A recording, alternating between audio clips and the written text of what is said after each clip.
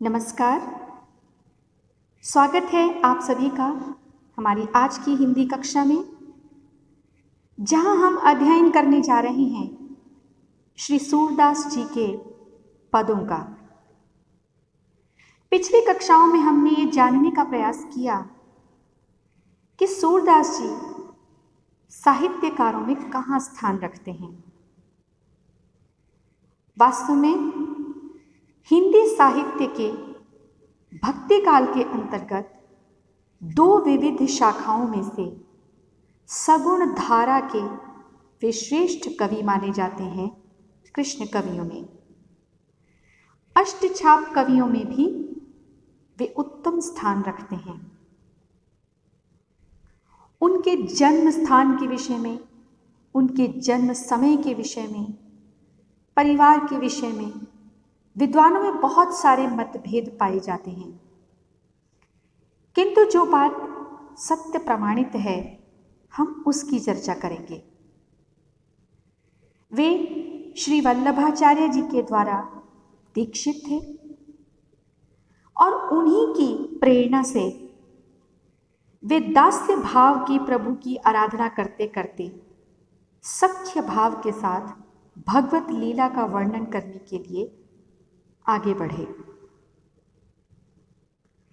उन्होंने सूर सागर, साहित्य लहरी और सूर सारावली इन ग्रंथों का रचना कार्य किया, लेकिन सर्वश्रेष्ठ रूप में वे प्रसिद्ध हुए अपनी रचना सूर सागर के लिए। उनके सूर सागर से ये स्पष्ट होता है कि वे एक उच्च कोटि के कवि बाद में हैं, भक्त पहले हैं। उनके द्वारा रचित ग्रंथ के द्वारा वात्सल्य और श्रृंगार का जैसा सुंदर वर्णन है, वास्तव में हिंदी साहित्य के लिए वो एक अमर निधि बन गया है। सूरदास जी ने श्री कृष्ण के प्रेम को समाज में जिस प्रकार से प्रचारित किया, उससे समाज को उन्होंने अंध धार्मिकता से बहुत दूर ले जाने का एक महत्वपूर्ण प्रयास किया है। ब्रज भाषा में लिखित श्री सूरदास जी का प्रबंध काव्य सूर सागर इतना सुंदर रूप से लिखा गया कि वो जन जन के हृदय में घर कर गया।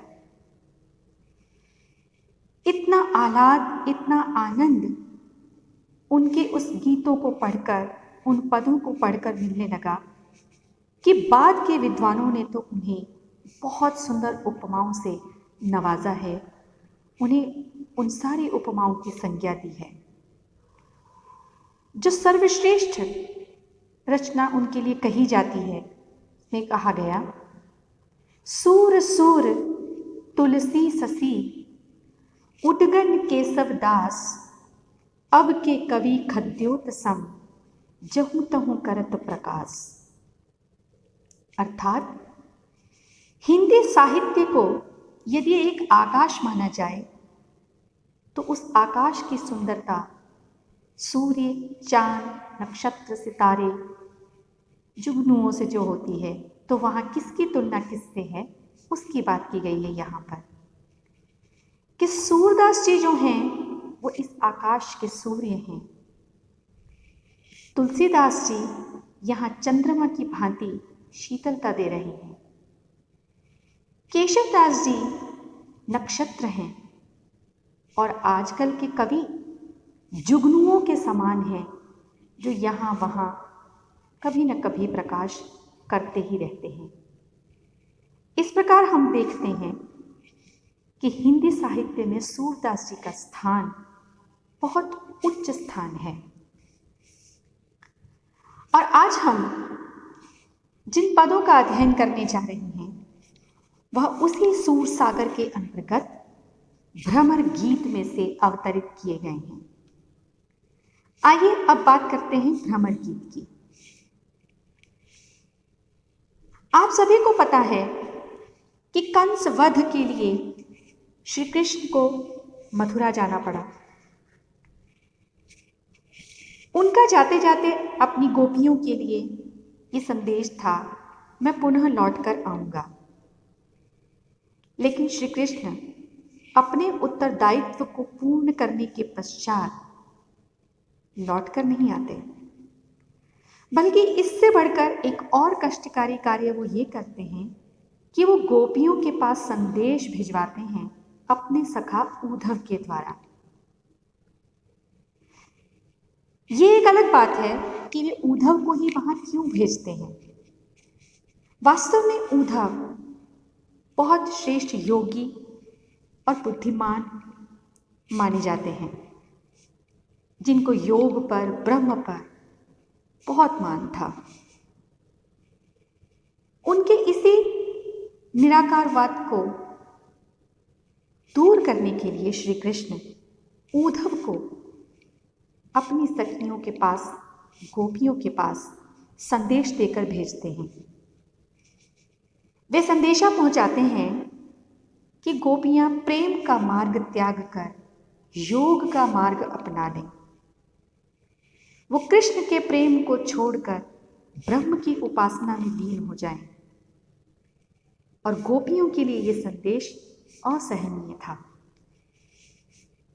जिस वक्त ये संदेश उद्धव जी के द्वारा गोपियों को दिया गया, उस समय वहां से एक भ्रमर के गुजरना हुआ। भ्रमर भंवरे के लिए इस्तेमाल किया गया है शब्द। भ्रमर को उड़ता हुआ देखकर गोपियां भ्रमर को संबोधित करते हुए वास्तव में उद्धव पर व्यंग्य बाण छोड़ती हैं। यहां पर भी व्यंजना शब्द शक्ति का प्रयोग देखिए, सूरदास जी ने कितनी सुंदरता से किया।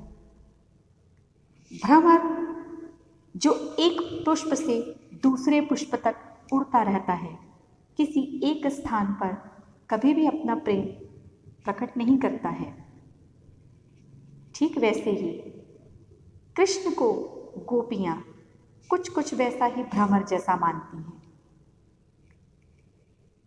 उद्धव के रंग के कारण भी और कृष्ण के रंग के कारण भी एक प्रकार से भ्रमर वो उन्हीं को कहती हैं। लेकिन सीधा सीधा और प्रत्यक्ष रूप से किसी को भी उल्हाना देने की बजाय वो उस अपने बीच उड़ते हुए भ्रमर को देखकर उसे संबोधन करके सारी बातें कहती हैं। अर्थात इतनी वाक चातुर्य के साथ ये कटाक्ष सामने आते हैं कि सुनने वाले, देखने वाले बाद में उसका आनंद लेते हैं और समझते हैं कि कितनी सरलता और कितनी सहजता से श्री सूरदास जी ने कला का प्रदर्शन किया है और अपने आराध्य देवता को भी सख्य भाव के साथ उनके चरणों में अपनी उपस्थिति दिखाई है। गोपियां उस समय क्या क्या कहती हैं, लक्षणा और व्यंजना शब्द शक्तियों के माध्यम से किस प्रकार से उद्धव को उसकी कमियों का एहसास दिलाती हैं और किस प्रकार से अपने प्रेम को सर्वश्रेष्ठ बताती हैं और किस प्रकार से अंततः योग के ऊपर प्रेम की सर्वश्रेष्ठता को वो सिद्ध करती हैं, यही इस भ्रमर गीत का सार है एक प्रकार से। आइए प्रथम पद पढ़ें और ब्रज भाषा के लालित्य का आनंद उठाएं। उद्धव तुम हो अति बड़ भागी, अपरस रहत सनेह तगाते, नाहिन मन अनुरागी। पुरे निपात रहत जल भीतर, तारस देह न दागी। ज्यों जल माह तेल की गागरी, बूंद नता को लागी। प्रीति नदी में पाँव न बोर्यो, दृष्टि न रूप परागी। सूरदास अब ना हम भूरी, गुर चांटी ज्यों पागी। आइए कठिन शब्दों का अर्थ देखें। बड़ भागी, बड़े भाग्य वाला। अपरस, जो छुआ नहीं गया है। स्नेह, ये स्नेह शब्द है तत्सम, जिसका अर्थ है प्रेम। अनुरागी, अनुराग से भरा हुआ, प्रेम से भरा हुआ। पूरी इनी, कमल और पात है पत्ता, कमल का पत्ता। ज्यों जल माह, माह शब्द का अर्थ है अंदर, में, बीच। गागरी, यह है गागर, जैसे पानी का मटका होता है, यहाँ पे तेल की गगरी की बात की गई है, गागर की बात की गई है। पाँव अगली पंक्ति में है, पैर। बौर्यों का अर्थ है डुबोया, भिगोया। और परागी शब्द का अर्थ है पगा हुआ, लगा हुआ, चिपका हुआ, उसके साथ जुड़ा हुआ। किसी भी संदर्भ में उस अर्थ को ले सकते हैं। अबला शब्द से दो अर्थ निकलेंगे, एक है स्त्री और दूसरा शब्द है अबला, अबला जिसमें बल नहीं है, अर्थात विवश, कमजोर और निरीह। चांटी शब्द से अभिप्राय, एक तो है मटकी और एक है चांटी, चींटी। श्लेष अलंकार के साथ दो अर्थ निकालेंगे। और पागी शब्द एक बार पुनः जुड़ी हुई, साथ में लगी हुई। आइए पूरी पंक्तियों का अनुवाद एक एक करके हम करते हैं। क्या कहलवाते हैं सूरदास जी गोपियों के मुख से? गोपियां कहती हैं, ऊधव तुम हो अति बड़ भागी। हे उद्धव, तुम बहुत ही भाग्यशाली हो। कैसे? अगली पंक्ति में चलें। अपरस रहत स्नेह तगा तैं, तुम बिल्कुल अछूते हो स्नेह के धागे से, अर्थात तुमने स्नेह के धागे को कभी छुआ ही नहीं है। नाहिन मन अनुरागी, तुम्हारे मन में किसी का अनुराग नहीं छाया है, किसी का प्रेम तुम्हारे हृदय में नहीं है, इसलिए तुम बड़े भाग्यशाली हो। वास्तव में गोपियां ये बताना चाह रही हैं कि उद्धव, तुम भाग्यवान हो, तुमने किसी से प्रेम नहीं किया है, तुमने किसी स्नेह के धागे को छुआ नहीं है, इसलिए तुम्हें बेचैनी नहीं है। हम ऐसी महिलाएं हैं जो भाग्यहीन हैं एक प्रकार से। हमारे मन में प्रेम है, हम उसे भूल नहीं सकते हैं। यहाँ पे व्यंग्योक्ति भी समझिए कि बड़भागी कहकर वास्तव में गोपियाँ उद्धव को यह एहसास दिलाती हैं कि तुम भाग्यहीन हो, जिसने स्नेह के धागे को छुआ ही नहीं है, जिसके हृदय में किसी का प्रेम ही नहीं है। अगली पंक्ति की तरफ चलेंगे।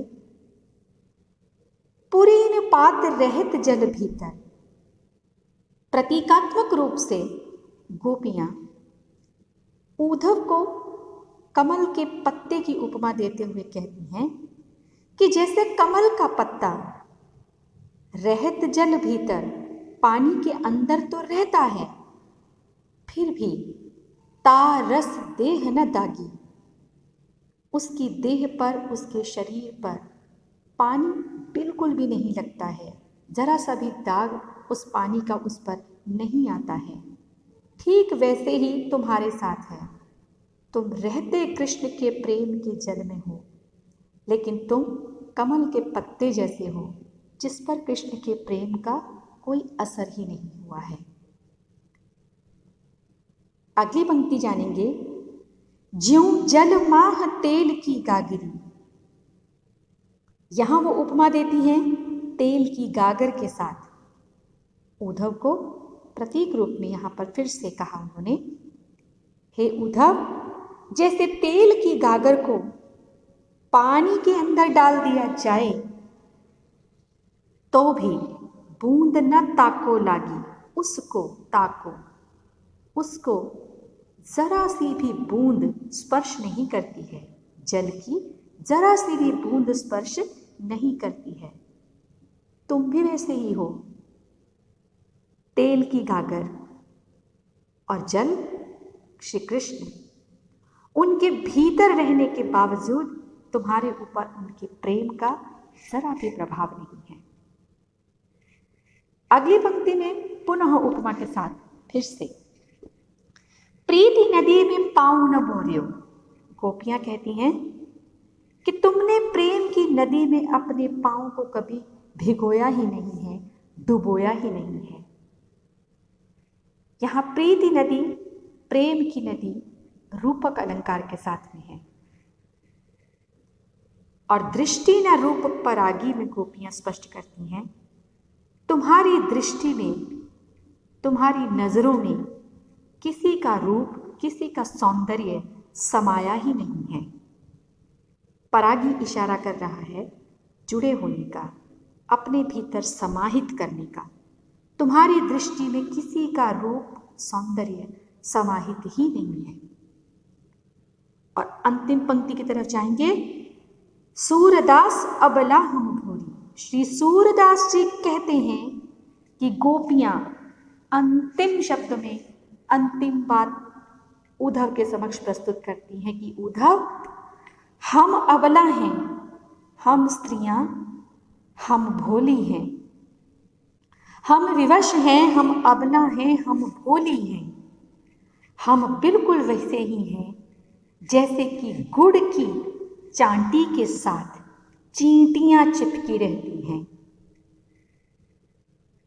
हम समझते हैं, हम जानते हैं कि जिस प्रकार गुड़ से चिपकी हुई चींटियां कभी उससे अलग नहीं हो पाती हैं, और अलग होती हैं तो केवल मृत्यु ही प्राप्त होती है, ठीक वैसे ही गोपियां अपने आप को चींटियों के साथ तुलना कर रही हैं और कहती हैं, हम गुड़ की चांटी से चिपकी हुई चींटियों के समान हैं जो मृत्यु पर्यंत श्री कृष्ण के प्रेम को त्याग नहीं सकती हैं।